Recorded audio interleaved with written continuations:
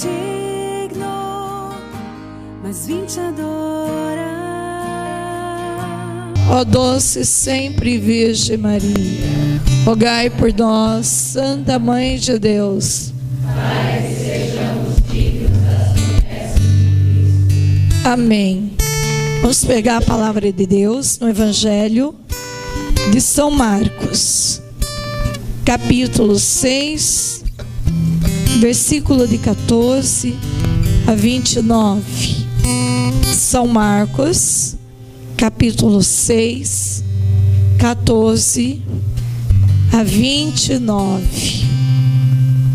E nós vamos proclamar esse evangelho ainda um pouquinho mais em pé. O rei Herodes ouviu falar de Jesus, cujo nome se tornara célebre. Dizia-se: João Batista ressurgiu dos mortos, e por isso o poder de fazer milagres opera nele. Uns afirmavam: é Elias. Diziam outros: é um profeta como qualquer outro. Ouvindo isto, Herodes repetia: é João, a quem mandei decapitar. Ele ressuscitou.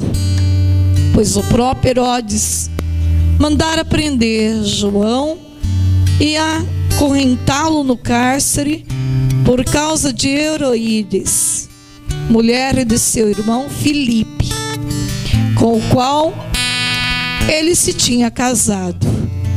João tinha dito a Herodes: não te é permitido ter a mulher de teu irmão. Por isso, Heroíades o odiava e queria matá-lo, não conseguindo, porém, pois Herodes respeitava João. Sabendo que era um homem justo e santo, protegia-o. Quando o ouvia, sentia-se embaraçado, mas mesmo assim, de boa mente, o ouvia. Chegou, porém, um dia favorável em que Herodes, por ocasião de seu natalício, deu um banquete aos grandes de sua corte, aos seus oficiais e aos principais da Galileia. A filha de Heroíades apresentou-se e pôs-se a dançar, com grande satisfação de Herodes e dos seus convivas. Disse o rei à moça: pede-me o que quiseres, e eu te darei. E jurou-lhe: tudo o que me pedirdes, te darei, ainda que seja a metade do meu reino. Ela saiu e perguntou à sua mãe: que hei de pedir? E a mãe respondeu: a cabeça de João Batista.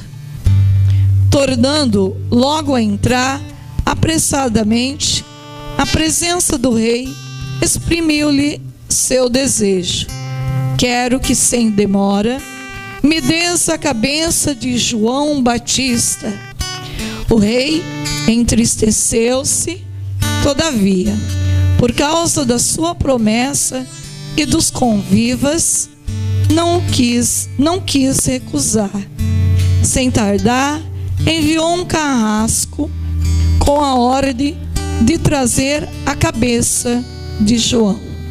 Ele foi, decapitou João ao cárcere, trouxe a sua cabeça num prato e deu à moça. A esta entregou a sua mãe. Ouvindo isso, os seus discípulos foram tomar o seu corpo e o depositaram num sepulcro. Palavra da salvação. Glória a vós, Senhor. Podemos sentar.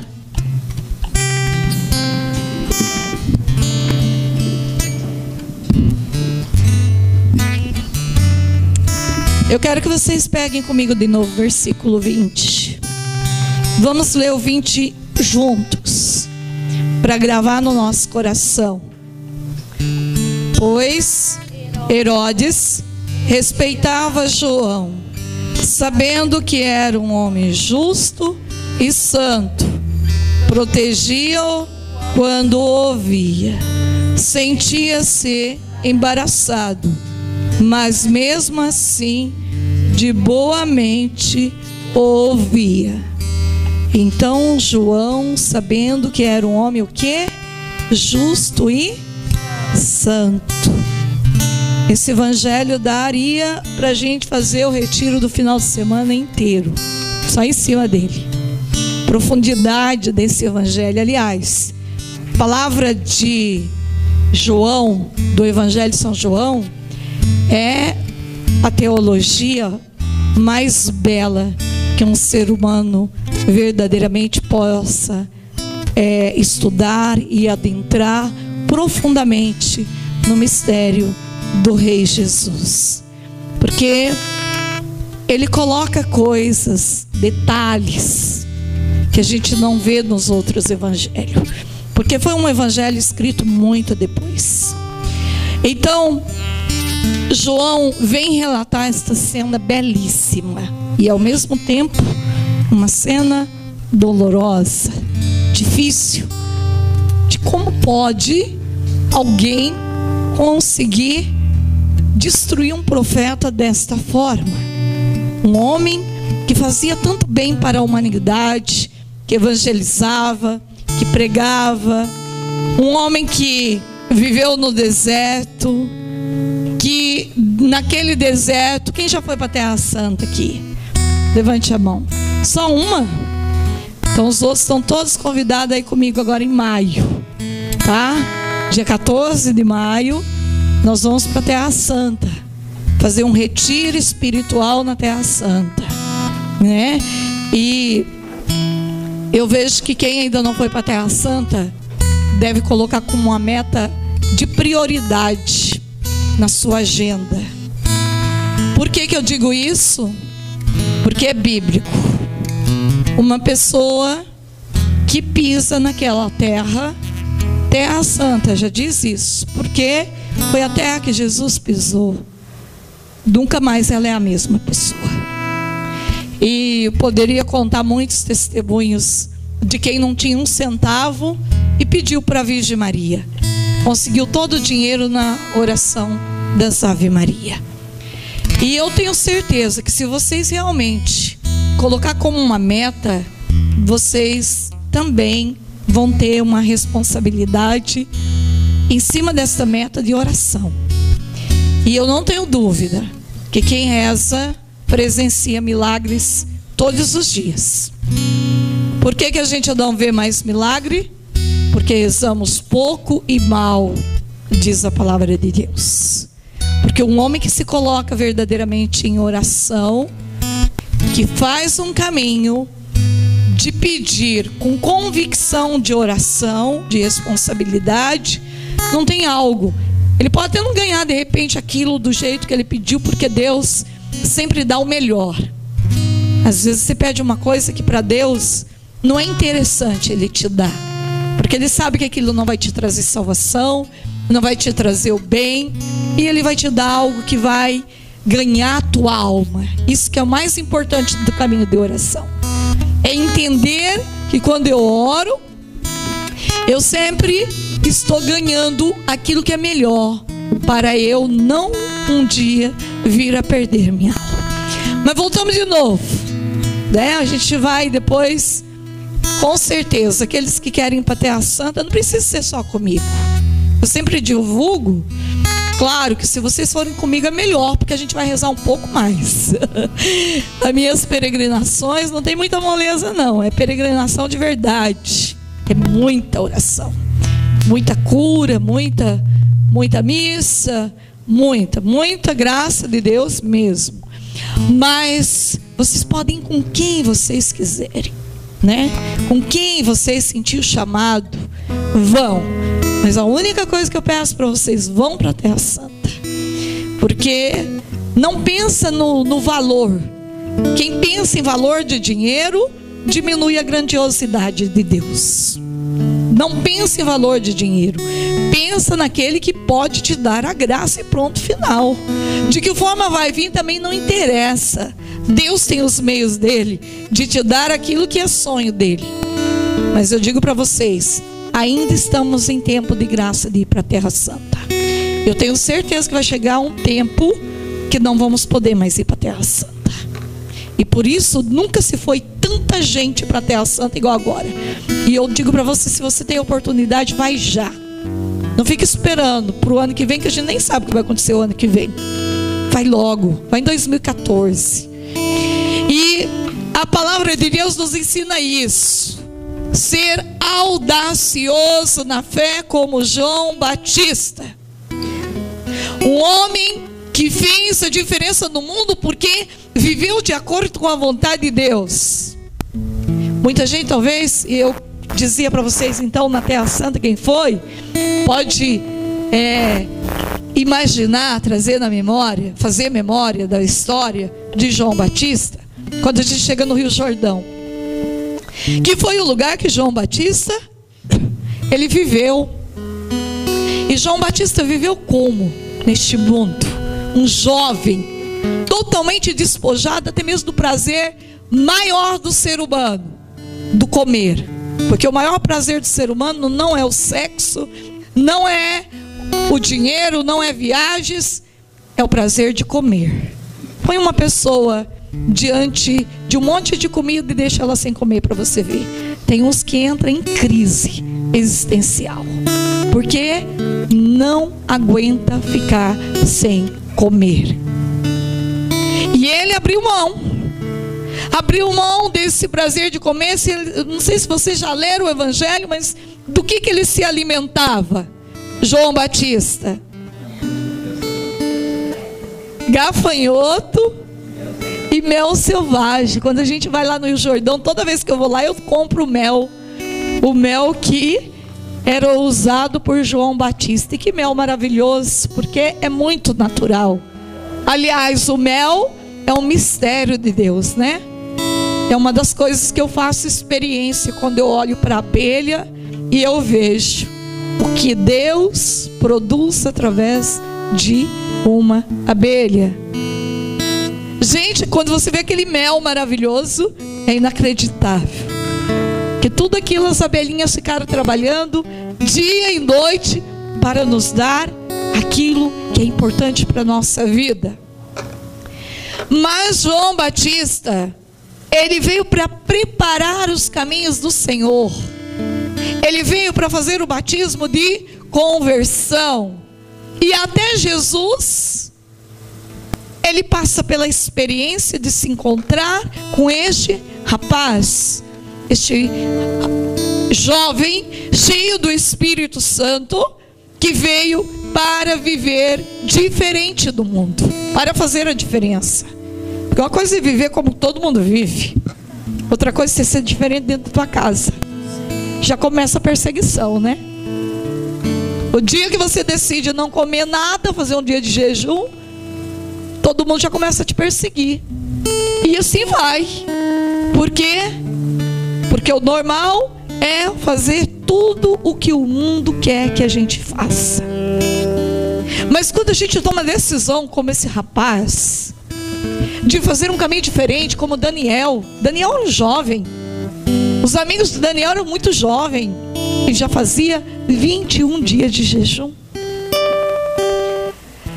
Talvez você diz assim, mas irmã, no mundo que a gente vive hoje, não tem necessidade de tanto jejum, não é? Eu digo para você, agora que a gente precisa muito de uma vida de sacrifício e de penitência. Porque quanto mais jejum, mais preparação para o tempo que talvez virá, até mesmo da dificuldade, como diz a palavra de Deus, de um dia ter que comprar alimento. Talvez você nunca parou para pensar nisso. Todo esse calor, o que será que está acontecendo no mundo? Curitiba, a cidade que eu moro, é a cidade do frio. Gente, claro que Curitiba não está um calor como esse de vocês. O de vocês ainda é 3 vezes pior do que o de Curitiba. Em Curitiba a gente ainda consegue ter uma brisa. Eu ainda consigo dormir com a cobertinha à noite em Curitiba. Agora aqui, mas todo mundo em Curitiba tá apavorado. Ainda a Karina estava dizendo assim, que ela leu na internet que uma pessoa escreveu: Senhor, eu quero te pedir perdão pelos dias que eu reclamei do frio em Curitiba. Porque agora o calor é muito pior do que o frio. E chega a ser insuportável o calor em alguns momentos. Mas eu penso que Deus está adestrando os seus filhos. Para quê? Primeiro, o Senhor disse na palavra: pedi e recebereis. Até agora eu não pedisse nada. E eu digo para vocês, será que já teve um povo para rezar, para pedir chuva para essa terra? Mas não é uma oraçãozinha qualquer. Talvez você pode dizer assim: mas irmã, todo mundo está rezando. Tá, todo mundo está rezando, mas será que já teve um povo para parar para rezar mesmo, até o Senhor atender o pedido? A irmã Faustina, uma mulher muito santa, de muita vida, de intimidade com Deus. Houve um tempo de seca, e a irmã Faustina tomou uma decisão de ir para diante do Senhor, rezar, até que o Senhor escutasse a oração dela. Enquanto Deus não ouvisse a oração dela, ela não sairia da presença do Senhor. Olha que coisa mais linda isso. Então eu lembro dessa cena da irmã Faustina. Uma vez estava seco no Brasil todo. Foi uma seca no Paraná que estava causando muita gripe, doença nas crianças, em todo mundo. E eu nessa época ainda era noviça da Copiosa Redenção. E eu estava numa casa com os irmãos que também eram noviços, seminarista, e tinha umas leigas junto. E eu me lembro de um irmão especial que estava junto nessa turma, e tinha uma pessoa que era leiga. E eu tinha acabado de ler essa história da irmã Faustina. Então quando a gente lê um livro que o Senhor fala, a gente fica cheio do Espírito Santo, a gente fica embriagado quando a gente convive com o santo. E era isso que João Batista provocava na vida das pessoas, ao ponto que este homem gostava, Herodes, de ouvir João Batista, porque quando a gente escuta uma pessoa que verdadeiramente vive íntimo de Deus, que é amigo de Deus, a gente não se cansa de escutar ela, não é? Dá vontade de ficar dia e noite ali, e as horas passam e a gente não vê a hora passar, porque é bom demais estar perto de gente que é apaixonada por Deus.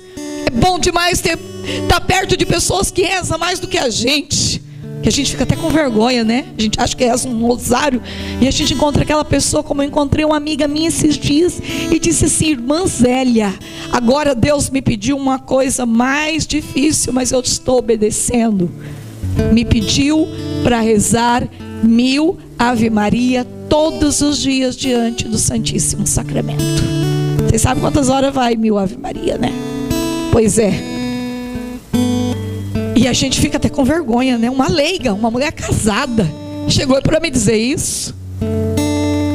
Então a gente começa a ver: meu Deus, tem gente no mundo muito santa.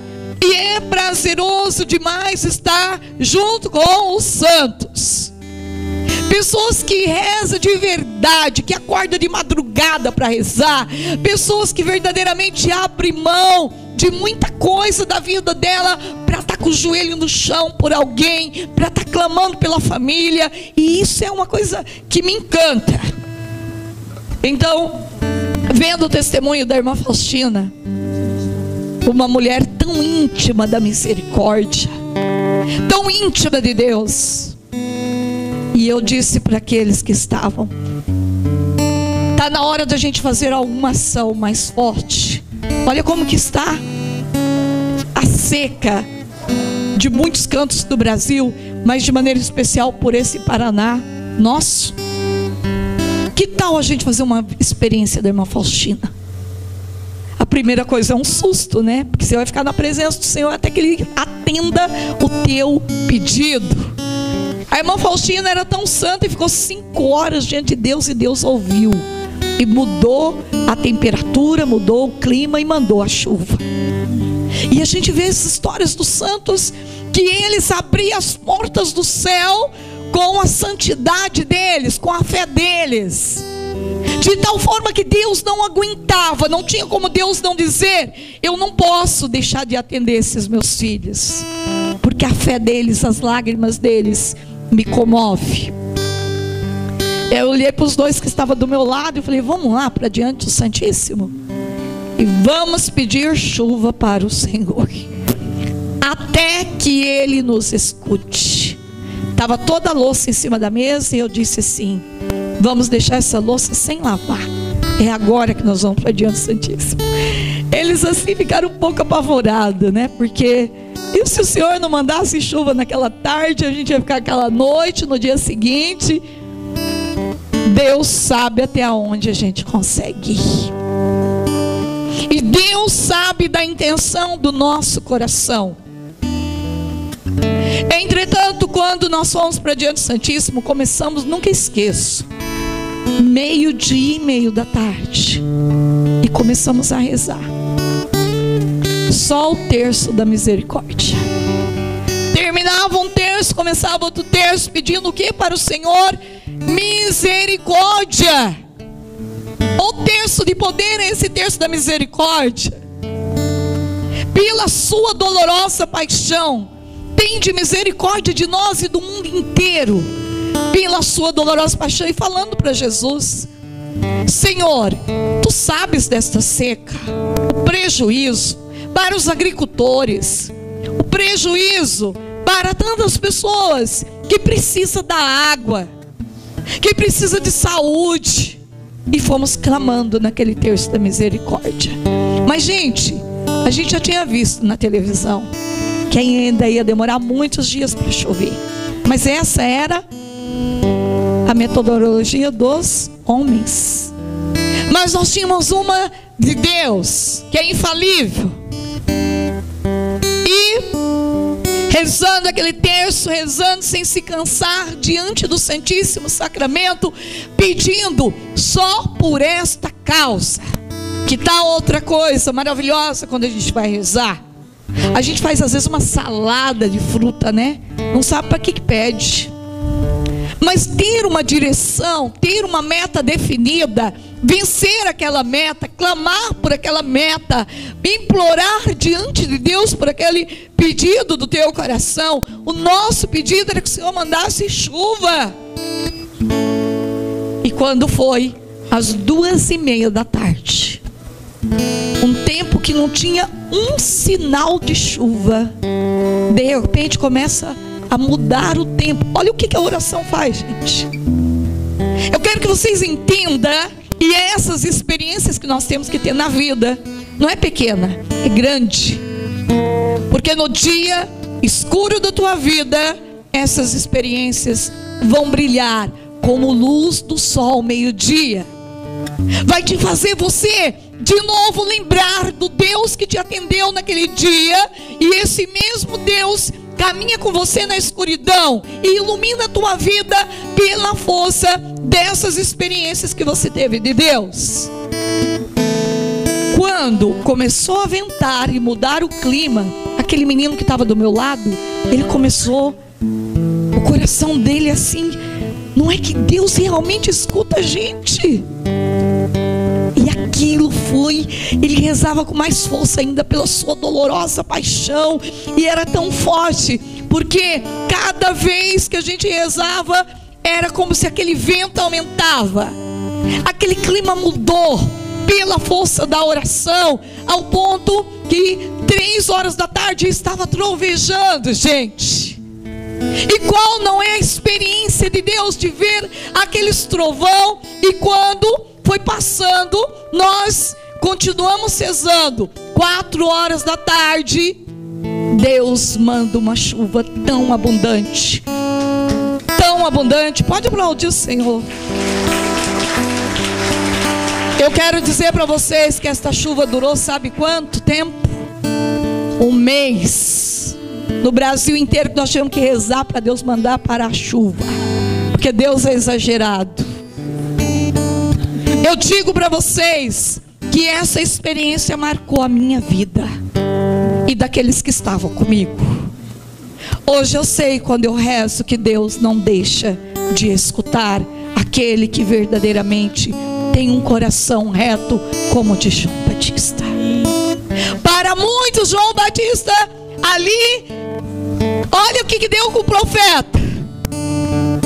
Falou tanto, viveu uma vida sem prazer deste mundo, mas olha só agora a cabeça de João Batista. Todo mundo está rindo, todo mundo está zombando. A cabeça de João Batista está na bandeja. Mas eu digo para você, João Batista inteiro, a alma dele está no céu, festejando com os santos, com os anjos, e continua evangelizando a nossa vida até os dias de hoje. Aquilo que o inimigo pensou que tivesse vencido, ele foi derrotado, porque o sangue de João Batista nunca mais deixou de ser jorrado sobre a nossa vida, porque Deus não desperdiçou e não desperdiça o sangue de um homem santo neste mundo. Hoje quem está bem? João Batista. João Batista está 24 horas adorando o Cordeiro de Deus.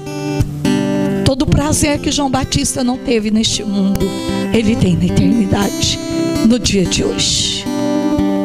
João Batista é este homem, cheio do Espírito Santo, que já experimentou lá no ventre da sua mãe o poder do Espírito Santo sobre a vida dele. João Batista não teve medo do inimigo, sabe por quê? Só quem tem medo do inimigo é quem não vive na santidade.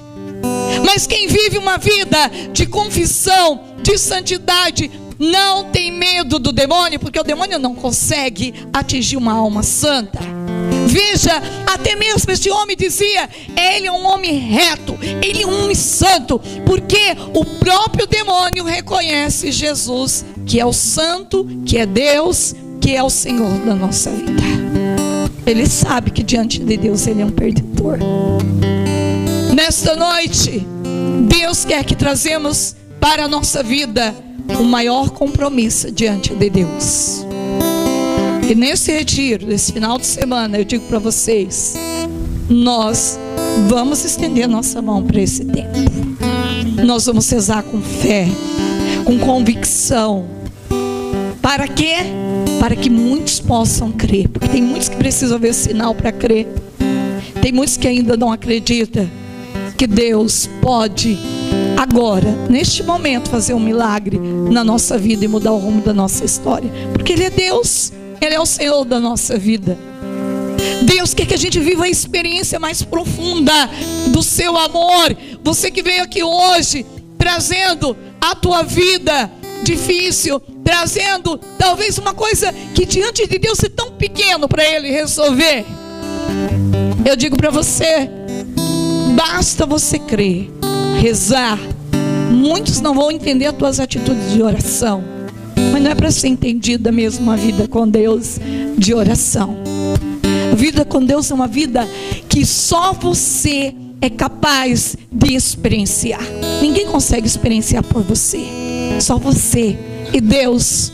Porque é tão bom a gente saber que Deus cuida de tudo da nossa vida. Cuida das nossas finanças, cuida da nossa viagem, cuida das nossas contas. Quem está no controle é Ele. Esse despojamento que este rapaz, esse jovem João Batista vivenciou, é a maior experiência do mundo. A experiência do despojamento, de não ter apego em nada, de viver uma vida abandonada no poder e no amor de Deus. E eu digo para você, quanto maior o sacrifício, maior a vida de renúncia neste mundo, ainda nessa terra, maior os prazeres da eternidade. Maior. Eu tenho aqui, trouxe junto comigo a relíquia da Gema Galgani, uma jovem, uma menina que doou a vida dela inteiramente para Jesus. Gema Galgani A casa de Gema Galgani, depois de Israel, é considerado um território santo, porque Jesus apareceu para ela em pessoa e conversou com ela. Foram muitos dias de conversa que teve com Gema Galgani. E eu vou contar o meu testemunho que eu alcancei na casa de Gema Galgani amanhã. Mas eu digo para você que esta menina viveu um combate profundo de renúncia. Uma menina, uma jovem, que tinha talvez todo o futuro dela pela frente, renunciou tudo para ser inteiramente de Deus. Numa das cenas mais belas que eu vejo de Gema Galgani, é um dia que ela tem muita vontade de abraçar o crucifixo. E ela era uma menina muito baixinha, considerada até mesmo como uma das santas mais belas da Itália. Ela é linda, linda. O olhar de Gema Galgani penetra no mais profundo do meu ser. Quem já viu uma foto de Gema Galgani pode ver como esta menina era bonita, linda. Renunciou todas as suas vaidades, renunciou tudo para ser inteiramente de Deus. Travou um combate tremendo com o demônio, mas nada teve medo, porque Jesus estava com ela. Então um dia, ao contemplar o crucifixo, ela olhou para Jesus e disse: ah, Jesus, eu queria tanto ser alta, só para poder abraçar esse crucifixo. Jesus então saiu da cruz, se transfigurou, foi até o chão, pegou ela no colo, levou até o crucifixo e deixou ela abraçar.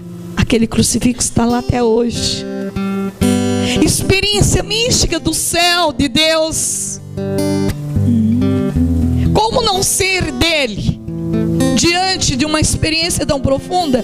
E eu tive a graça de ganhar essa relíquia do Ironi agora, no dia do casamento do filho do Ironi, que eu estava em Guarapuava, do Lucas.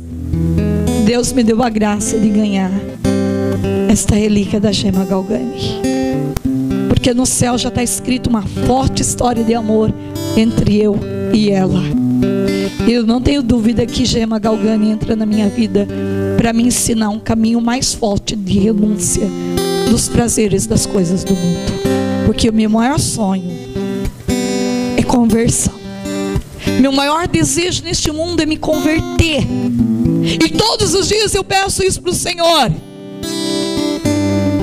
Eu não peço dinheiro, eu não peço isso, peço aquilo, eu peço conversão. Porque se eu tiver um coração convertido, um coração que agrada a Deus, eu tenho certeza que tudo virá por acréscimo. Eu peço para o Senhor que eu quero mais o prazer da eternidade e renunciar mais o prazer deste mundo, porque estes santos me ensinam: não ter nada, como São João da Cruz, que adquiriu tudo, ainda em vida, o patrimônio espiritual inteiro do que vem de Deus. Não sonhe pequeno, amados. Quando eu dizia para vocês sonharem com a Terra Santa, é isso mesmo. Sonha mais em visitar lugares santos.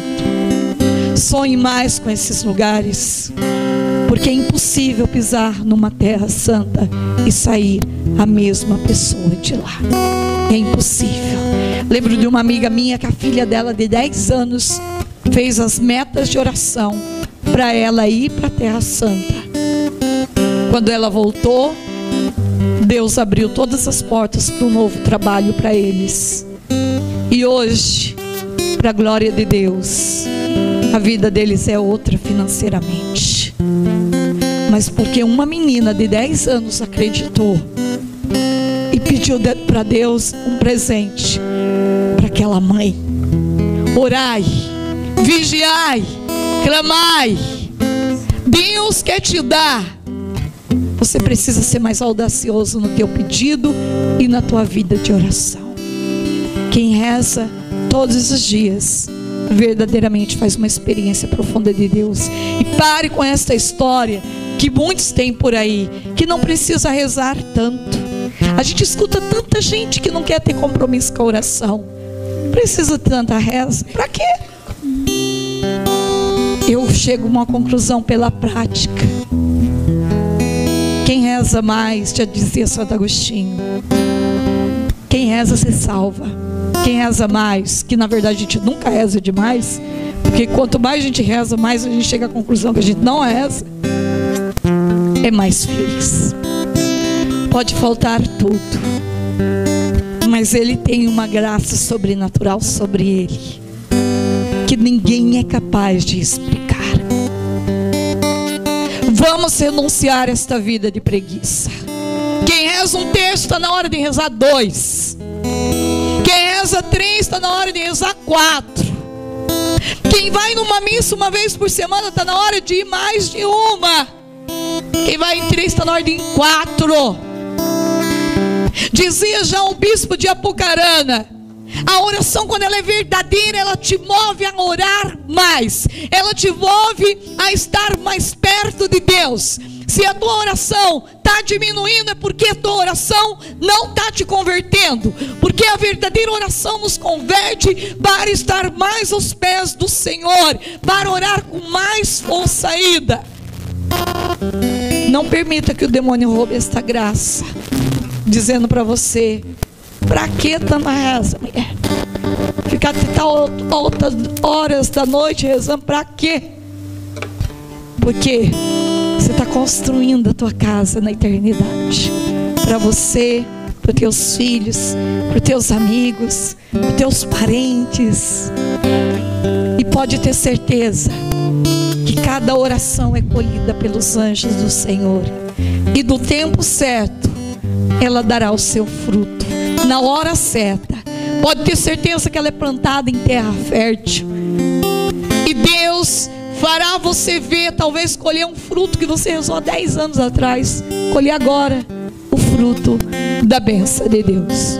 Eu todo ano eu organizo um planejamento de oração, que é esse livrinho aqui, o ano inteiro. Talvez você pode dizer assim: meu Deus, já tenho tanta reza, né? Agora mais uma reza para rezar. Pois é, se Deus vai dando é porque Ele sabe que você dá conta, porque Ele sabe que o teu caminho de fidelidade e obediência é que produz o milagre verdadeiro. Tem 3 anos já que eu monto esse planejamento espiritual. O que mais me impressiona é que quando chega novembro, o povo começa a me ligar, pedindo pelo amor de Deus, irmã Célia, eu não posso ficar sem esse planejamento espiritual.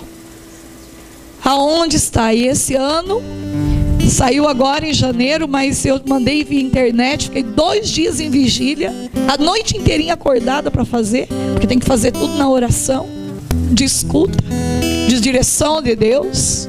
Montar um planejamento não é uma coisa tão simples. Mas eu digo para você, quantos testemunhos desse planejamento, quantos milagres. Cada ano que passa eu fico mais impressionada, porque é isso que Deus mostra, que você é capaz, pela tua obediência, pela tua fidelidade, de alcançar o milagre rezando. Às vezes a gente perde tanto tempo atrás de pregador, aqui e ali, não encontra para rezar para nós. Você já parou para você fazer a tua experiência de oração? É nessa experiência de oração que Deus cura o teu interior. É nessa experiência de oração que Deus fala com você, muito melhor do que um psicólogo. Deus te orienta, Deus te diz tudo o que você deve fazer na tua vida. E é nesse caminho de oração que os filhos amados, muitas famílias voltou para a vida de oração depois desse planejamento. E eu digo para você, qual não é a alegria do coração de Deus, de saber que hoje muitas famílias têm alcançado muitos milagres, rezando junto, em família. Uma simples oração deste livro. Entra, a porta está aberta. Senhor, não sou digno, mas vim te adorar.